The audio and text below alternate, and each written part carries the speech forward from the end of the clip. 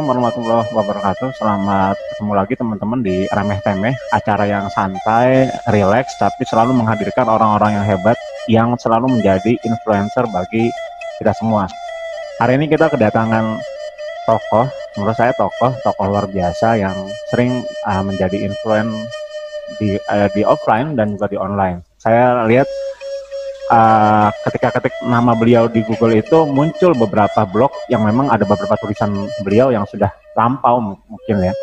Kita sapa dulu, ada Pak Dr. Haji Desri Arwen MPD. Assalamualaikum Pak. Waalaikumsalam warahmatullahi wabarakatuh. Ini mungkin teman-teman di UMT maupun di dunia pergerakan pasti sudah kenal beliau. Kita lihat dulu biografi singkat ya, biodatanya. Sebentar. Oke. Ini dia. Beliau lahir di Manggopo 10 November 1972. S1-nya di UIN Jakarta 1995. Ini kita tahu kampus UIN ini kan kalau kata orang itu miniatur Indonesia. Ini keras sekali kalau kegiatan mahasiswa atau di UIN itu. Saya pernah ke sana juga. Tapi saya dari Budiluhur gitu kan ya. Lalu S2 di UHAMKA Jakarta, lalu S3 di PT IKI Jakarta. Ini kata-kata mutiara nih yang keren nih. Cool, calm, and confident. Milenial sekali Pak Dokter ini. Iya Pak Haji. Dari Manggopo itu di Sumatera Barat Pak ya? Ya, Sumatera Barat, Kabupaten Agam. Nah, bagaimana tuh bisa dari mungkin SMA di sana Pak atau sudah di sini? Di sana. Di sana. Ya. Berarti dari sana ke UIN Pak ya? Ya. Kenapa Pak memilih untuk fight di Jakarta? Jadi gini ceritanya. Ya, cerita ini ya, santai aja ya. Siap. Ya. Jadi saya tamat SD itu tahun 85. Ya. Dan selesai SD melanjutkan ke Madrasah Sanawiyah tamat SD tamat 79 ya. Lanjut ke Sanawiyah tahun 85 dan 88 selesai Madrasah Sanawiyah. Tahun 88 lanjut ke Madrasah Aliyah Program Khusus. Nah, Madrasah Aliyah Program Khusus itu waktu itu angkatan kedua saya. Itu hanya menerima 40 orang dan semuanya harus laki-laki. Dan yang mendaftar itu harus ranking 1 di setiap MTS. Jadi seluruh Sumatera itu hanya diterima 40 orang dan itu sekolah gratis waktu itu. SPP gratis, dimasakin, bahkan dikasih uang jajan oleh pemerintah. Nah, saya termasuk angkatan kedua. Dan lulusan itu waktu itu diterima oleh UIN seluruh Indonesia, waktu itu masih IAIN namanya. Nah, bahkan ada sebagian yang terima saya juga termasuk yang terima sebetulnya ke Timur Tengah, cuman saya ambil ke Jakarta saja.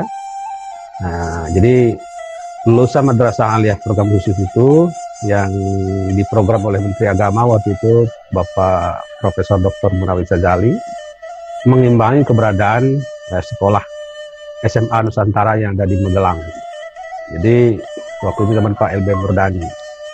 Kita yang 40 orang ini setiap angkatan dan itu berlangsung sampai sekarang. Cuman yang betul-betul tergembleng dengan total waktu itu sampai 5 angkatan. Nah, saya angkatan kedua.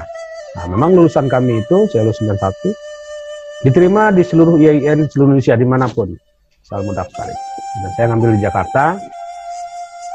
Saya anggap Jakarta adalah waktu itu masih terkenal Pak Harun Nasution ya, ada Pak Komardin Hidayat, Bapak Quraish Shihab kumpul di sana, ya udah saya ambil Jakarta. Dan alhamdulillah saya ambil waktu itu Fakultas Suludin, kalau di sosiologi sebetulnya, dan program studinya S1 Tafsir Hadis. Dan disitulah sesungguhnya waktu itu saya di Jakarta gitu. Jadi saya ibarat UI-nya lah, ada UI, ada UGM, ada ITB untuk saya. Bisa milih UI saja kalau di umumnya ya. Kalau agama saya ambil UIN Ciputat. Saya waktu itu nggak terlalu banyak ini juga. Saya menganggap Indonesia, memang waktu itu mendengar-dengar juga mau ke Al Azhar atau ke Ummul Qura atau ke Timur Tengah lah gitu. Ini saya dengar-dengar dapat informasi dari Jakarta. Waktu itu kita sebelum kuliah saya tanya dulu, katanya mendingan Jakarta saja, nanti S2 baru bolehlah ke luar negeri. Tapi karena emang sudah takdir saya harus di Jakarta, walaupun teman saya sebagian ada yang ke Timur Tengah, ya saya lanjutkan di Jakarta. Dari situlah saya bermula menambatkan diri, atau memang terdampar, atau memang cita-cita banget juga enggak sih ya, melihat situasi pilihan yang paling mengena di hati saya waktu itu ya masuk UIN atau IAIN Ciputat saja gitu. Itu. Nah, bayang saya juga waktu itu ketika selesai S1 itu pengen S2 ke Amerika atau ke Belanda gitu, atau ke Jerman. Ternyata garis tangannya harus ke Cikokol. Nah, itu. Dan saya waktu itu ya ke Cikokol ini selesai. Saya waktu itu melamar jadi dosen di mana aja terima, karena di perguruan tinggi swasta itu kan boleh ada mata kuliah agamanya, dan sebagian besar perguruan tinggi swasta di Jakarta itu punya orang Padang. Jadi saya ngelamar kemana aja terima gitu. Tapi dinasihatkan oleh Profesor Haji Anawi Dagda, almarhum, Parek 3 UIN juga waktu itu, tokoh Muhammadiyah, dan Pak Anwar Abbas, juga Pak Nandi Rahman waktu itu di UHAMKA. Kalau kamu cuman jadi ngajar saja, terus terima berkarir di bulan ini udah mapan, kamu tidak merasakan dinamikanya berjuang dan proses bagaimana menjalani sebuah perintisan itu. Saya sarankan kamu ke Tangerang supaya tahu bagaimana bergerak dari awal. Di samping akhirnya mengajarlah saya di beberapa TTS waktu itu, di UHAMKA, di Borobudur. Kebetulan Pak Profesor Bartos yang punya, orang Periaman, Padang juga. Ya, IAI itu juga, Universitas Persada Indonesia juga, dari Pak juga. Ada Berwijaya juga, Jayabaya itu juga orang Padang. Jadi ada sisi itu juga waktu itu. Jadi saya bergerak dari sisi ke Muhammadiyahan, dari sisi ke Minangan waktu itu. Jadi jadi mau Minang dan Muhammadiyah. Jadi kamu udah, cuman ketika di Cikokol itu dinamikanya juga beda lagi rasanya. Cuman nah itulah membuat menempa diri saya sampai ke pencapaian seperti sekarang. Artinya titik awal mulai menjadi orang dewasa itu di Cikokol gitu.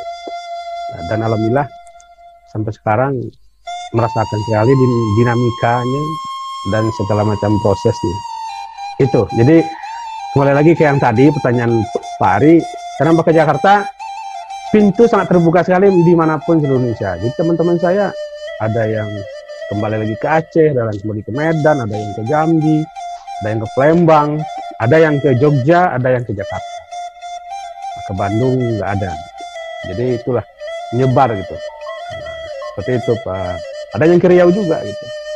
Gini Pak, kan yang saya tahu dari beberapa literatur bahwa memang budaya Minang itu anak laki-lakinya tuh suka merantau gitu kan. Bahkan konon katanya, karena saya juga dengar kalau sudah disunat atau akhir balik itu suruh tidur di langgar gitu kan. Yeah. Jadi memang budaya Minang itu keras mungkin ya. Jadi memang akhirnya Bapak terbentuk menjadi orang yang petarung lah gitu kan. Itu benar atau tidak Pak? Oh iya, saya itu merasakan sekali. Jadi saya selesai kelas 3 SD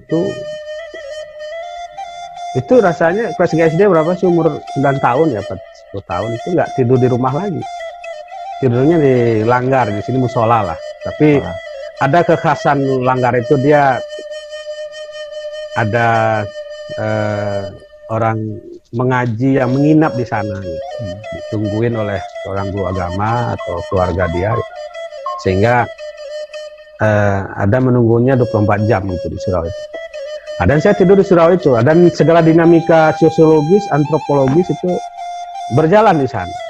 Jadi segala macam informasi, segala macam dinamikanya ada di sana. Dan memang udah kebiasaan itu.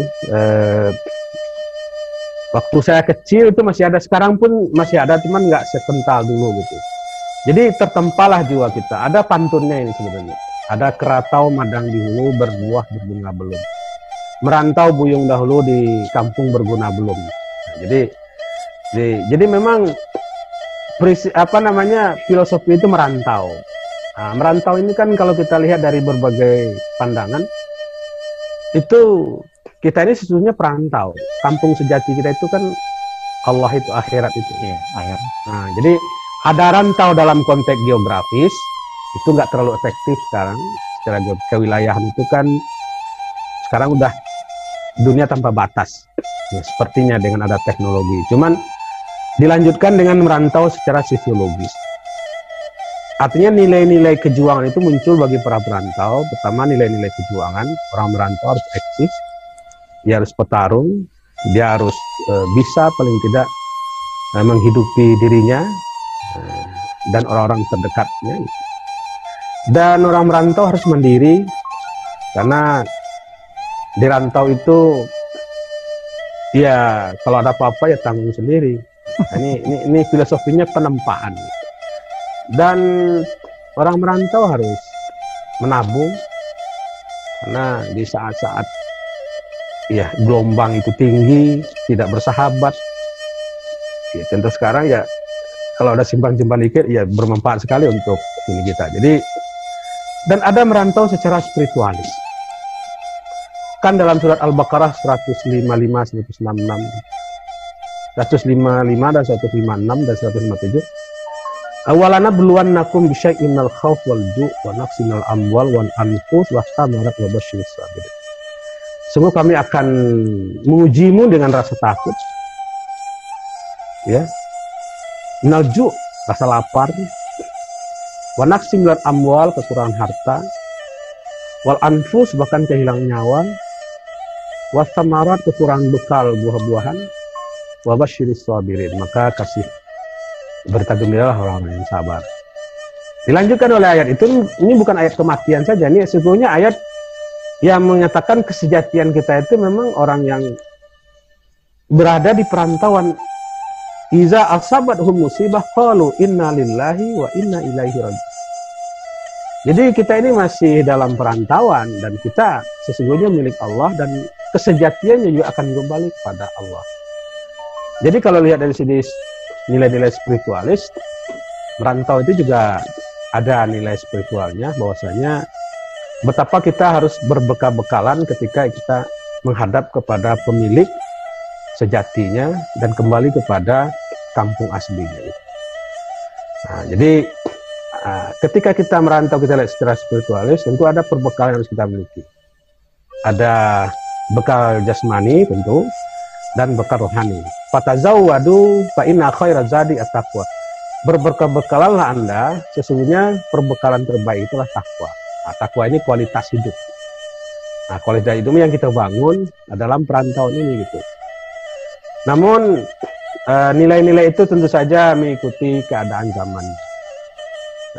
Suasana yang terbangun ketika saya masih kecil, mungkin sebelum saya dan setelah saya, dan kemarin kesini-kesininya.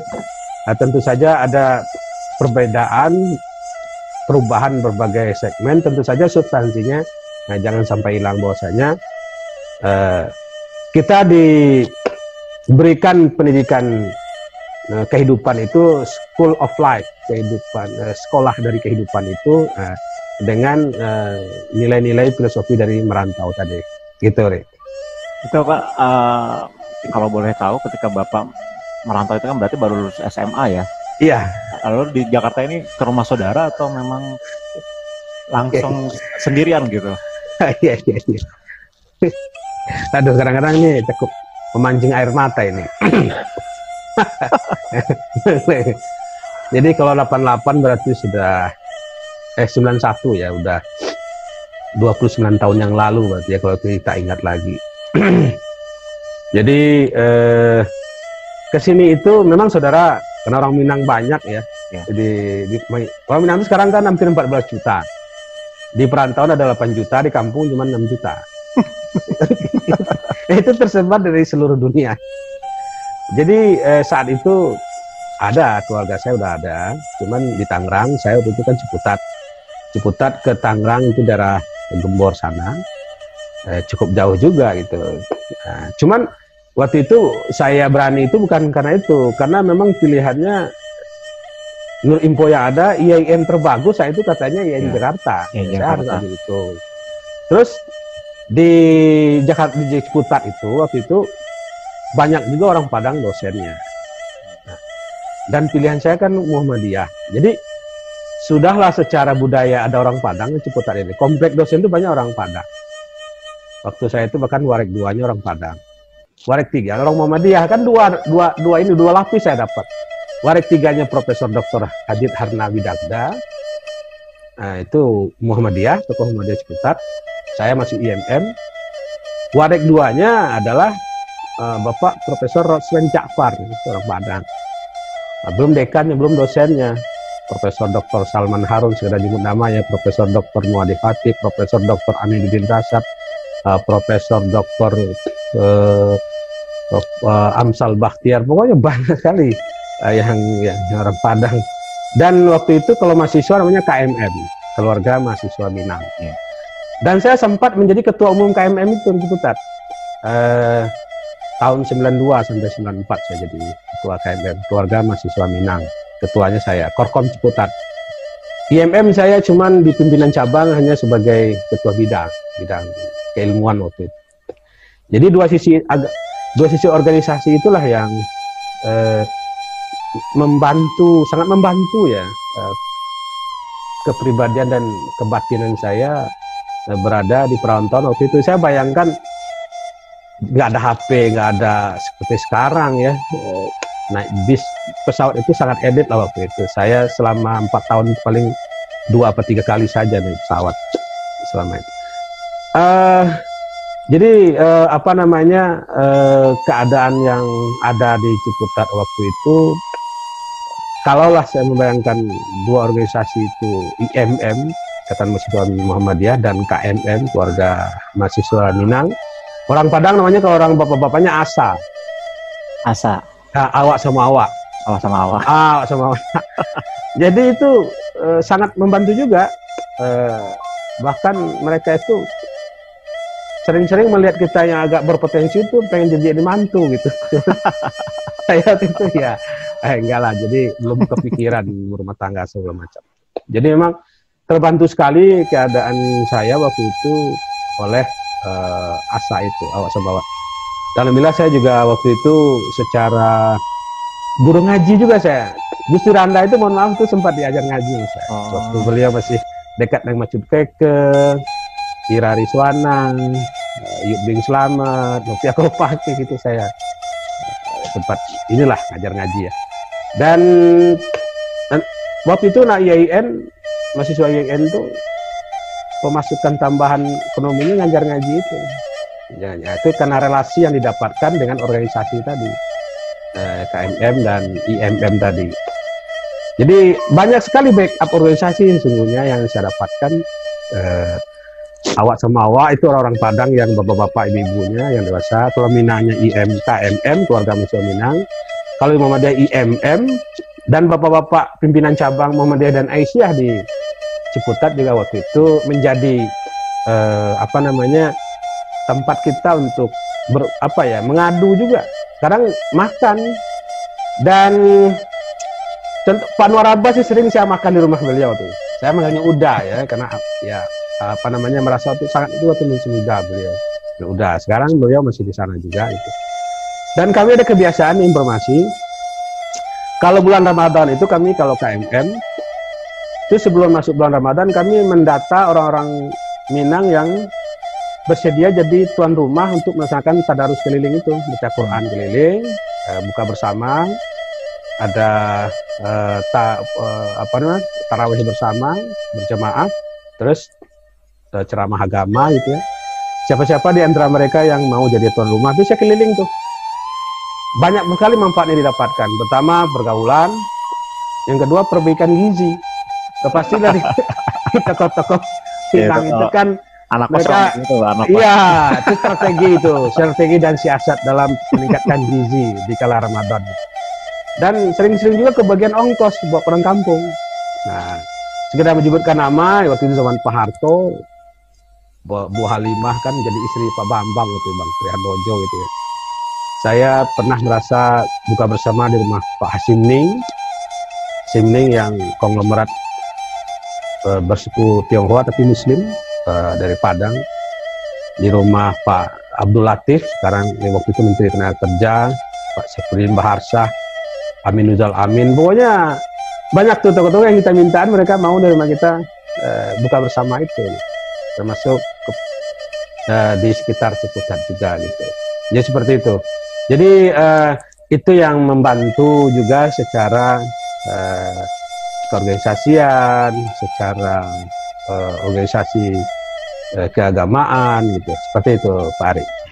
Itu Pak kan zaman dulu itu kan yang tadi Bapak bilang ya tidak ada pesawat, lalu juga kan biaya transportasi itu kan mahal ya. Itu berapa kali Pak pulang kampung? Karena kalau di anak rantau itu ada istilah kalau belum berhasil itu belum berani pulang katanya. Oh iya, kalau saya sih pulang hampir tiap tahun, tiap tahun lah, tiap tahun. Cuman pulang itu penuh dengan perjuangan. Saya bukan nggak menderita batin juga waktu itu untuk berjuang menghadapi keadaan yang cukup sulit itu. Gitu. Transport sih ada ke sana, cuman ya cukup berat gitu ya, karena teman-teman saya yang dulu sama SD sama saya yang sama-sama senangnya itu udah merantau, udah banyak yang sukses secara ekonomi. Bayangkan saya masih bisa menghasilkan apa-apa secara finansial. Sementara teman-teman saya udah berkirim uang, mungkin udah mempunyai motor, kan motornya udah punya mobil ya, dagang di Tanah Abang di mana-mana gitu. Waktu teman-teman SD. Ya jadi ini memang ujian kebatinan juga. Sementara kita ini masih namanya kuliah itu ya paling nggak sampai umur 22, 23 kita harus belum bisa ngapa-ngapain. Nah, tapi tahdus bernikmah ini saya mulai semester 5 itu saya bahkan semester 4 kali, semester 5 lah paling nggak. Saya tuh nyaris untuk biaya udah saya tanggung sendiri karena dari ngaji, dari beasiswa saya tuh dapat. Dan tempat kos saya itu ya cuman 2 tahun ya yang bayar, selebihnya saya nggak bayar karena pimpinan organisasi Minang itu, ya organisasi mahasiswa itu, Ikatan Keluarga Mahasiswa Minang itu sering itu hampir rutin lah dibayarin sama orang-orang berpunya lah, orang Padang itu dijadikan sebagai sekretariat, dikontrakin rumah nih. Sekarang sekali 2 tahun langsung, sekaligus 2 tahun biasa. Nah saya sebagai ketua keluarga mahasiswa Minang ya sudah jelas itu kan kantor saya ibaratnya ya. Sampai saya tinggal juga di sana. Isuan rumah besar, ada garasinya, ada apa itu. Jadi ini saya jadikan sebagai apa namanya, relasi itu, koneksi itu sangat membantu kepada eksistensi kita. Seperti itu, belajar berkomunikasi, belajar berasimilasi, belajar berinteraksi, bersosialisasi, sehingga juga secara eksistensi kita juga terkuatkan oleh hasil itu tadi. Terus saja saya nggak apa-apa melalui ini saya ungkapkan juga. Sekolah Tinggi Agama Islam Muhammadiyah Tangerang yang berdiri tahun 2000 itu kebetulan saya sendiri yang langsung ambil SK-nya. Itu sangat terbantukan oleh senior saya di KMM dan IMM, namanya Bapak Farid Hamzan.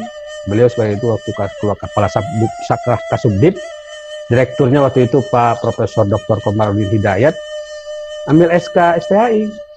Coba yang tadinya begitu sulit, ketika saya datang ke sana, ketemu.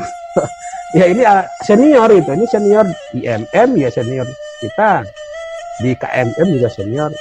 Ya akhirnya alhamdulillah itu ya, SK itu selesai tahun 2000. Nah, dan saya langsung ketiga waktu itu, walaupun tahu sendiri bagaimana merintis ini. Bayangkan ini 20 tahun yang lalu kampus Sikokol ini begitu masih gabung dengan Jawa Barat ya, belum Banten lah waktu itu kayaknya, sehingga ini apa ya, tempaan dari suasana yang berat itu membuat kita juga kuat gitu, dan digiring untuk spike dan eksis serta bisa mengembangkan diri gitu. Nah ini terasa betul bagaimana pengaruh keorganisasian itu, ya baik IMM atau KMM, bahkan di Senat Perguruan Tinggi juga aktif waktu itu. Kerasa sekali bagaimana warna-warni, kan IAIN itu banyak perantauan, orang Jawa, orang mana, macam. Jadi kita miniatur Indonesia juga terasa di sana. Jadi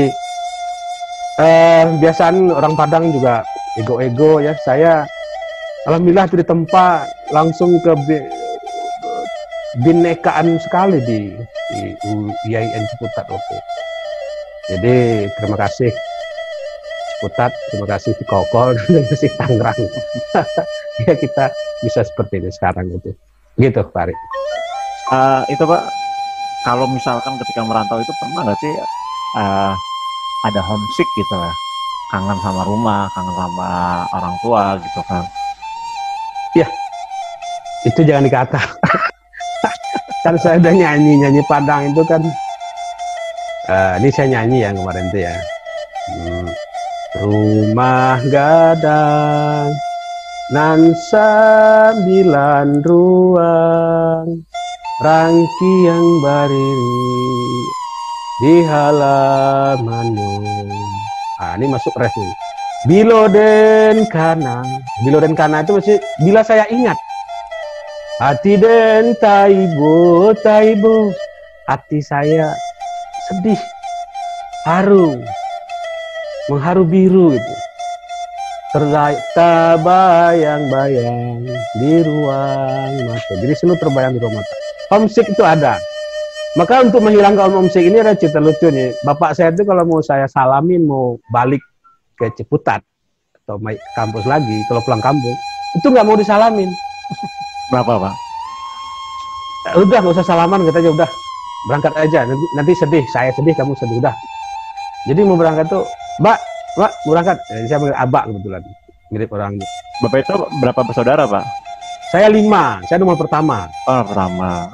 Jadi saya sekarang pertama, adik saya di kampung di Padang, PNS juga di Kemenak, adik saya lagi perempuan di Padang, keempat di sini di bandara dia, kelima di Padang juga. Jadi 2 di sini, 3 di kampung. Jadi apa ya? Nah sekarang saya nikmatin itu pulang kampung itu, menikmatin. Kadang setahun pulang 3 kali atau 4 kali. Dan bukan dengan pesawat, dengan mobil. Sealiran Pulau Andalas dari mulai Bekahuni sampai ke ranah rumah saya itu, saya nikmati perjalanannya, pinggir kalinya, warung-warung makannya. Artinya apa? Tadabur alam saya anggap, ya, melihat alam takambang jadi guru. Jadi masuk ke ini ya. Nan satitik, yang setitik jadi, yang setitik jadikan gunung, jadikan bukit, yang setitik, yang sekepal jadikan itu, jadikan gunung, yang setetes jadikan laut. Ada kan filosofinya pengembangan sesungguhnya, artinya bersyukur dan mengembangkan apa yang kita punya gitu.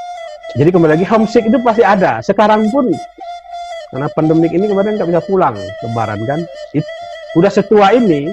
Ya udah masuk usia 50, sekarang 48 saya, ya kekangenan secara natural dan alami itu terjadi. Meneteskan air mata pasti, cuman kadang-kadang tetesan air mata yang tulus ikhlas itu membuat badan kita lebih segar kalau dia keluar secara ikhlas. Dan itu saya bawa di keadaan kesunyian, saya teteskan air mata itu, karena orang aneh juga nanti, kok Paren nangis ada apa? Biarlah tangisan itu untuk terapi bagi diri saya, sehingga tetap tegar menghadapi segala macam ini, dan jangan cengeng menghadapi kehidupan gitu. Homesick itu masih ada.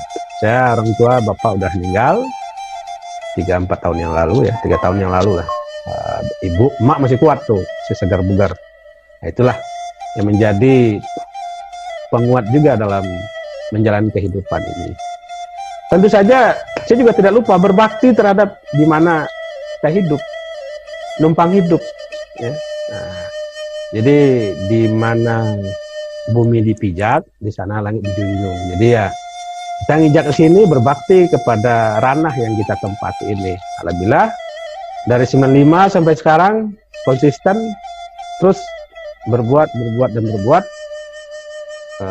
untuk mengaplikasikan khairukum anfa'ukum linnas. Nah, sebaik-baik Anda lah Anda yang bermanfaat bagi manusia lainnya. Nah, jadi itu yang saya selalu upayakan. Jadi homesick itu akan selalu ada, dan tinggal kita memanage dan mengelolanya. Akan dijadikan apa homesick itu? Nah, kalau saya prinsipnya itu dia jadikan semangat pelecut kita untuk senantiasa memberikan penguatan kepada diri kita dalam menghadapi dinamika kehidupan ini, dan itu bisa menjadi semacam relaksasi ketika kita lelah menghadapi kesemuanya ini. Kita menepi dulu, kalau kata Ki Awai Kenawar. Ya, ada saat-saat menepi kita. Jadi menepi saya itu bisa sekali 4 bulan, 3 bulan menyusuri aliran Pulau Sumatera itu, dari mulai ujung selatan Lampung itu sampai ke rumah saya. Itu bagian dari ini, penepian. Ya, ada saatnya kita harus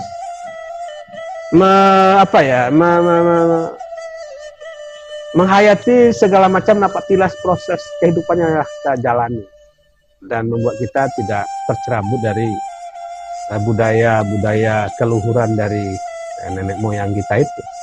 Karena saya rasa semua daerah pasti ada nilai-nilai luhurnya, cuman teknis dan detailnya saja yang berbeda, substansinya sama, penguatan, penempaan, dan menghormati semua proses yang ada gitu. Itu Farid. Ya, ini Pak, ada juga yang bertanya ke kami gitu ya di remeh-temeh. Itu Pak Haji Arwan itu kok bisa ya Pak, beliau tuh balance gitu, seimbang. Budayanya oke, bicara agama oke, bicara kekinian, bicara tentang, kemarin Bapak tahu bahwa film yang lagi ngetren itu film apa tuh? Parasit, itu hampir tahu juga gitu kan. Memang Bapak ini sering sampai infotainment aja ngikuti gitu. Jadi kayaknya Arwan nggak ada yang beliau nggak tahu gitu. Itu gimana Pak? Oh iya. Iya, saya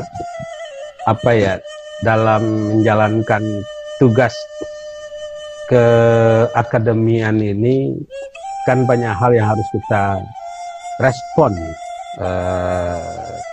terhadap orang yang berinteraksi sama kita. Jadi secara akademik udah pasti kita harus memahami, karena memang itu sebenarnya hari kita lakukan. Yang kedua, informasi terkini dari berbagai macam segmen kehidupan, termasuk seni, budaya, teknologi, bahkan suasana keagamaan dan sebagainya, itu perlu kita ini tahu juga gitu. Karena menurut saya film-film itu, informasi-informasi tentang seni itu adalah gambaran kehidupan juga yang sesungguhnya. Saya katakan misalnya ketika orang sibuk bicara dulu hantu dulu ya, hantu Jogopuru, hantu lokal, mulai hantu lokal, hantu nasional, hantu internasional. Ya, hantu nasional. Jadi hantu lokal itu kan yang bangsa Sundel Bolong, pocong gitu. Pocong. Nah, hantu internasional itu kan kayak Annabelle gitu. Ya, nah, kayak Annabelle itu ya kan sesungguhnya rasa takut yang dimanage sedemikian rupa dan dikemas sedemikian rupa sehingga menjadi nilai keekonomian. Dan orang jual beli dengan adrenalin ketakutan itu. Jadi mempermainkan rasa takut itu bisa menjadi nilai ekonomis itu. Orang akan menunggu lagi. Ketika Annabelle 1 sudah selesai, ceritanya akan lagi Annabelle 2, mungkin Annabelle 3. Ini kan bagian dari inovasi sih. Sifat Rasulullah itu kan 4 ya. Amanah, sidik, diringkas menjadi trust building, membangun kepercayaan. Habis itu Fatonah, cerdas, berarti inovasi. Nah, inovasi, lihat, orang percaya sekarang alat komunikasi itu paling enggak ya 3 lah. Pertama Samsung, Oppo, habis itu Apple, Yang penggembira lainnya Oppo, Vivo, lain sebagainya. Itu 3 itulah ya. 2 itu yang paling utama. Ini kan orang percaya, trust building, membangun kepercayaan. Orang film sekarang kalau nggak Hollywood, Bollywood kan gitu. Ada nggak Indonesia Wood? One time, one day mungkin akan ada Indonesia Wood. Indo Wood apa? Indie Wood. Kan Bollywood udah. Kenapa? Saya yakin itu mungkin karena Indonesia itu punya penduduk hampir 300 juta dan pangsa pasar lokal saja kalau dia penuhi itu nasional itu udah cukup ini gitu, udah cukup memenuhi untuk keekonomian dalam jualan produk kreatif itu gitu. Ya, seperti itu. Indiewood ya, di mana sih nanti pusat Indiewood tuh kan ada, kalau Bollywood kan ada. Jadi ini sesungguhnya mengimbangi tuntutan terhadap diri kita. Ketika kita hadir dari segmen ke Iqbal Academy, kita memang harus memenuhi standar itu, suruh belajar, dan info-info terkini di bagian dunia, bersifat sosiologi, di antropologisnya, di seni, budaya, tentu saja paling tidak kita tahu juga apa yang sedang berkembang itu. Jadi inovasi, Anda lihat, Samsung itu sampai 11 apa 12 sekarang? Samsung itu, ya. S berapa? 11 apa 12? Udah 12 kan. 12. Mungkin sampai akhir ayat kita mungkin sampai Samsung 25 atau Samsung 30. Ya selanjutnya generasi setelah kita gitu. Terus itu inovasi. Inovasi dan sama juga mobil berinovasi, segala macam produk berinovasi. Akhirnya pun harus berinovasi. Habis itu yang berikutnya adalah tablik. Tablik itu balagha yubalighu tablik. Itu kan penyampaian artinya. Penyampaian itu kalau dalam bahasa kitanya komunikasi, membangun komunikasi dan membangun jaringan networking itu kan sebuah keniscayaan dalam melakukan usaha apapun dan kegiatan apapun. Nah, seperti itu. Jadi saya juga berusaha mengupgrade diri walaupun saya juga masuk yang gaptek juga gitu. Cuman informasi-informasi yang berkaitan dengan keseharian yang kita jalani. Ketika saya ketua musola kan harus hadir juga sebagai orang yang memahami sedikit ini agama gitu. Ketika hadir di bidang pimpinan perguruan tinggi itu saja di dunia intelektual dan akademis harus kita pahami. Ketika hadir bergaul di masyarakat tentunya nilai sosiologis, hal-hal yang lagi tren itu juga harus kita pahami. Dan bahkan kewilayahan, kedaerahan kita harus ini, karena kita hidup di Tangerang ya, seluk-beluk Tangerang juga kita harus tahu dan harus memberikan kontribusi juga di tempat daerah kita berada atau menumpang hidup ini. Ini prinsip yang ada di saya ya, bukan jaim-jaim apa, memang bukan apa membangun apa namanya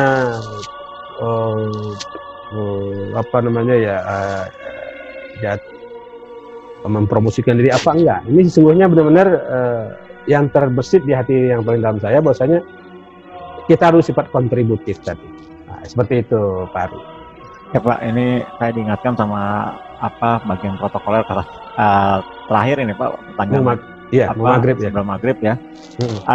Apa Pak pesan-pesan Bapak kepada mahasiswa generasi muda agar tidak menjadi generasi stroberi yang indah dipandang tapi lemah pada sisinya gitu kan. Mungkin Bapak kan yang ditempa dengan anak rantau dan luar biasa vibe-nya menjadi seorang organisatoris, lalu menjadi seorang yang aktif di masyarakat, tapi masih bisa berdiri tegak sampai hari ini gitu. Mungkin ada pesan-pesan buat teman-teman semua Pak. Ya betul, ini kawan-kawan, adik-adik ya, anak sejawat. Bagaimana moto saya tadi itu cool. Kita ini ya calm, confident, cool. Kita nggak usah misalnya tergopoh-gopoh, tergesa-gesa, gerasa-gerusu, cool. Kita pelan, wait and see, lihat, tunggu dan learn it, ya, pelajari dan dalami sehingga nanti penampilan kita ya tenang saja, tidak terlalu gegap gempita, tapi ada isi gitu. Nah, sehingga nanti akan membuat kita percaya diri, confident gitu. Jadi belajar, membelajarkan diri, dan berjihad, ya, memperjuangkan diri ini, karena pada akhirnya kan berjuang itu akan menguatkan diri pribadi kita, mendisiplinkan diri, terus tidak cengeng gitu, atau tidak gampang menyerah gitu. Nah, tentu saja kita lihat saja filosofi dari badan kita. Otak kita harus kita isi, nutrisinya itu ilmu. Ini kita, diri kita ini, rasa kolbu atau sudur kita, heart kita itu, kepribadian kita juga harus kita isi dengan nilai-nilai keluhuran, tidak menyerah, rajin, sabar, menghargai sekitar, ya alam. Itu kan gini. Di bawah perut kita ini juga butuh, artinya simbol dari badan kita. Kasihlah makanan yang makanan tersebut mampu memberikan pemberdayaan terhadap fisik kita. Nah, sekarang kan boleh saja enak, tetapi tidak melanggar protap dari ketahanan tubuh kita. Ada orang-orang kan terlalu memanjangkan lidah, akhirnya kan perut kita bermasalah. Jadi semuanya terpadu, mulai dari otak kita, kolbu kita, fisik perut kita, karena dalam dalam ajaran agama itu, lil batni as-sulus lit ta'am, bagi perut itu sepertiga buat makanan, as-sulus lil ma, sepertiga buat air, as-sulus lil hawa, sepertiga buat udara gitu. Dan di bawahnya lagi ada keseimbangan kita sebagai manusia. Jati diri itu ada laki-laki, ada perempuan. Laki-laki jadilah laki sejati, perempuan jadi perempuan sejati. Kan sekarang orang kadang-kadang ngambil porsi di antara kedua itu, kadang-kadang perempuan pengen jadi ke laki-lakian, laki-laki pengen ke perempuan. Jadi jadinya nggak imbang, nggak ini jadinya kan, nggak indah gitu. Jadi saya rasa belajar dari tubuh kita dan tetap selalu menjadi orang belajar dan mengendalikan diri. Jadi mengendalikan diri itu ya pengendalian ini.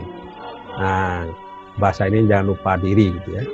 Terus terkendali sehingga kita nggak terhanyut aliran sekecil dan sebesar apapun. Biarkan, kita harus selalu berada di atas aliran itu gitu. Nah, kan orang China juga lihat itu teratai itu ya. Air seperti apapun dia di atas. Jadi kita di atas aliran itu kita ada, jangan kita tercebur, apalagi terbenam dalam aliran yang ada itu. Sehingga man arafa nafsahu faqad arafa rabbahu. Barang siapa yang mampu mengenal jati dirinya dan mengenal dirinya, dia akan bisa mengenal Tuhannya dan akan terkendali oleh Tuhannya. Jadi diri ini perlu kita kendalikan. Hidup adalah anugerah, dan jangan cepat menyerah dan jangan cengeng, dan yakin bahwasanya Allah selalu bersama kita. Itu saja. Terima kasih Pak Haji Arwen. Ini ya, teman-teman semua, ini adalah fenomena langka karena beliau itu adalah wakil rektor 1 di Universitas Muhammadiyah Tangerang. Waktunya sulit sekali kalau kita ingin meminta beliau di remeh-temeh, tapi kali ini beliau hadir gitu ya.